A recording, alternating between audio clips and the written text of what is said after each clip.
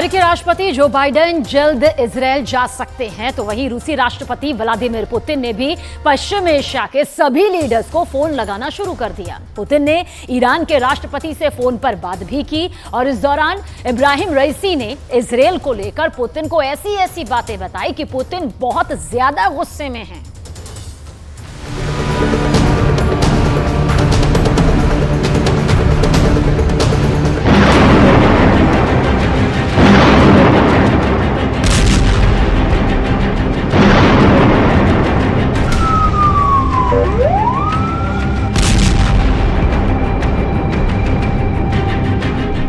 जिस वक्त गाजा की गली गली में इजरायल के बम गिर रहे हैं,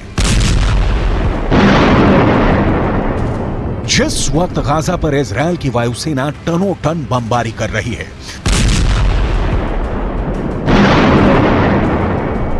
तब यहां के एक अस्पताल के बाहर जमाल अल दुर्रा अपने 2 भाइयों की मौत के बाद उसकी आत्मा की शांति के लिए दुआ कर रहे हैं।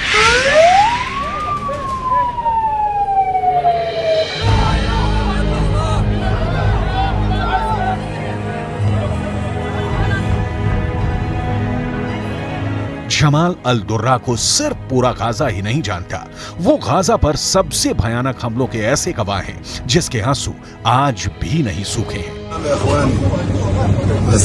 23 वर्ष पहले इस शख्स का एक और वीडियो पूरी दुनिया में हेडलाइन बन गया था।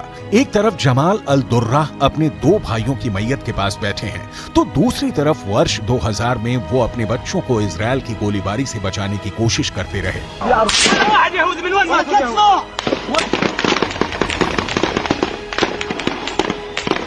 आज इजरायल की बमबारी में जमाल के 2 भाई खत्म हो गए। 23 वर्ष पहले इजरायल की सेना की गोलीबारी में उन्होंने अपने 12 साल के बेटे मोहम्मद दुर्रा को खोया था। तब गाजा पर इजरायल की सेना का कब्जा था। दक्षिण गाजा की सलादीन रोड पर गोलीबारी के बीच वो बेटे के साथ फंस गए थे। जमाल एक दीवार के किनारे आड़ लेते हुए इजरायल की सेना को फायरिंग करने से रोकते रहे। उनका बेटा उनसे सटा हुआ था और फिर गोली उनके बेटे को आकर लगती है। वो फौरन दम तोड़ देता है। जमाल अल दुर्रा जिंदा थे, लेकिन अपने सामने बेटे को आखिरी सांसें लेते देखकर वो भी अंदर से खत्म हो चुके थे। आज इजरायल की बमबारी के बीच जमाल ने अपने 2 भाइयों को खो दिया है।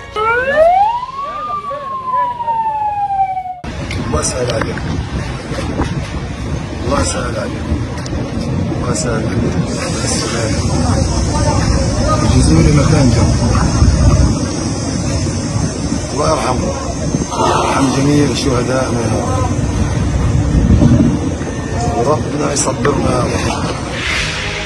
इजरायल की बमबारी झेल रहे गाजा से सबसे डराने वाली खबर यह है कि जो 2500 से ज्यादा मौत हुई थी, उनमें 1000 से ज्यादा बच्चे हैं। इन हमलों में मरने वाले बच्चों की तादाद 1000 पार कर चुकी है।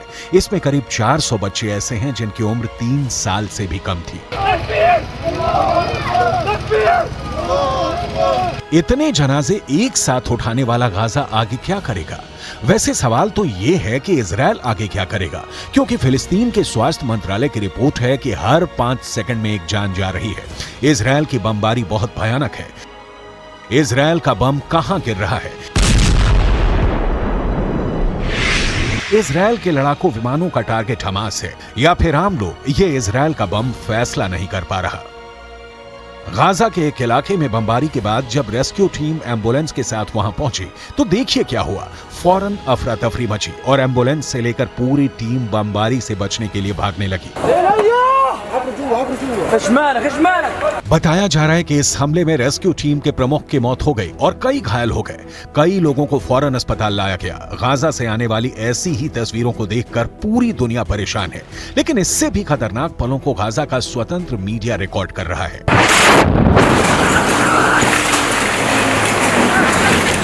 गाजा के एक अस्पताल में दिन रात काम कर इस डॉक्टर को पता चला कि उसके घर पर बम गिरा है और फिर कई लोग अस्पताल लाए गए हैं। वो उनके पास फौरन पहुंचा, दिलासा दिया कि सब कुछ ठीक हो जाएगा। इसके बाद ये डॉक्टर दूसरे कमरे में जाता है तो वहां अपने बेटे की लाश देखकर उसके होश उड़ जाते हैं। कुछ देर बाद ये डॉक्टर अपने आप पर काबू रखकर फिर से बेटे की लाश देखने पहुंचता है। साथ में पत्नी भी है। सब बुरी तरह रो रहे हैं। लेकिन डॉक्टर सब्र रखे हुए हैं, इसीलिए कहते हैं डॉक्टर बहुत हिम्मत वाले होते हैं।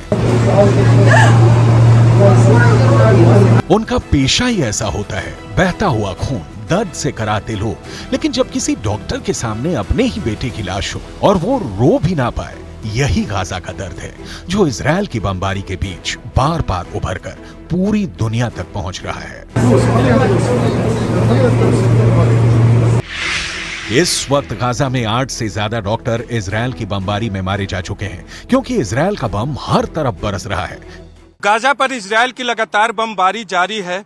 पूरी गाजा की सीमा पर इजराइल की सेना तैनात है।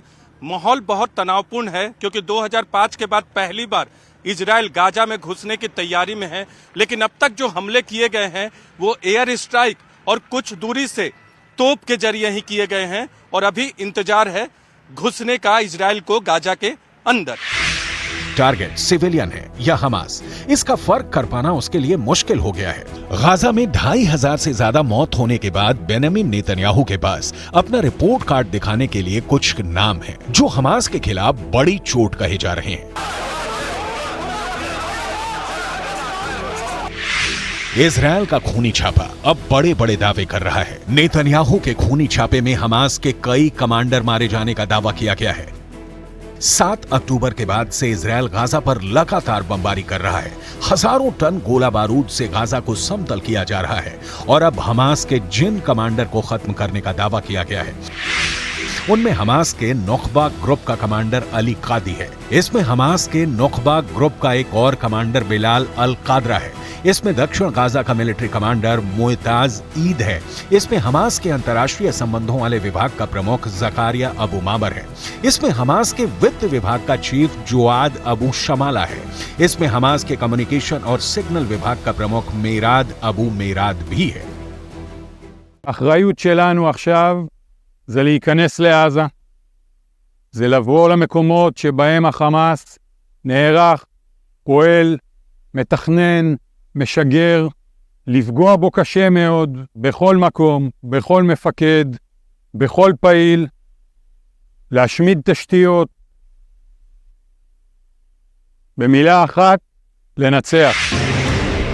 गाजा में हमास के कई कमांडर मारे गए हैं, लेकिन हमास की असली लीडरशिप तो कतर में बैठी है।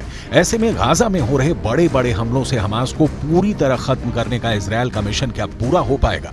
ये ऐसे सवाल हैं जिसका जवाब इजराइल की जनता भी जानना चाहती है, और अमेरिका के विदेश मंत्री एंटनी ब्लिंकन भी जानना चाहते हैं। ब्लिंकन 5 दिन में दूसरी बार इजराइल पहुंचे, तो इससे गाजा इजराइल युद्ध की बढ़ती हुई रेंज और इसके एक बड़े युद्ध में तब्दील होने के खतरे को समझा जा सकता है। I had very good conversations both with the Crown Prince in Saudi Arabia and here in Egypt with President al-Sisi, and also heard, I think, a lot of good ideas about some of the things we need to do moving forward, including practical ideas on getting assistance to Palestinians in Gaza who are in need. Gaza पर चढ़ाई के लिए Israel की force ने उसे चारों तरफ से घेरा हुआ है। गाजा के बाहर इजराइल के टैंक गोले बारूद के साथ खड़े हुए हैं। कमांड सेंटर से जैसा ऑर्डर आया, ये उसके हिसाब से आगे बढ़ेंगे, कोई कमी न रह जाए, इसके लिए बैकअप फोर्स भी पहुंचाई जा रही है। इजराइल से गाजा की तरफ जाने वाली हर सड़क पर इस वक्त बहुत ज्यादा तनाव देखा जा सकता है। लेकिन इससे पहले नेतन्याहू मोर्चे पर जा चुके हैं। वो इजरायली सैनिकों से कह चुके हैं कि दूसरी स्टेज के लिए तैयार रहें, और गाजा में इजराइल पहले से भी खतरनाक अटैक के लिए खुद को लैस कर चुका है। अब इजराइल के कमांडर इन चीफ जाकर बता रहे हैं कि हमास को किस तरह खत्म करना है। लेकिन दूसरा सच ये भी है कि गाजा में फुल स्केल ऑपरेशन वाला मिशन अब तक शुरू नहीं हुआ है।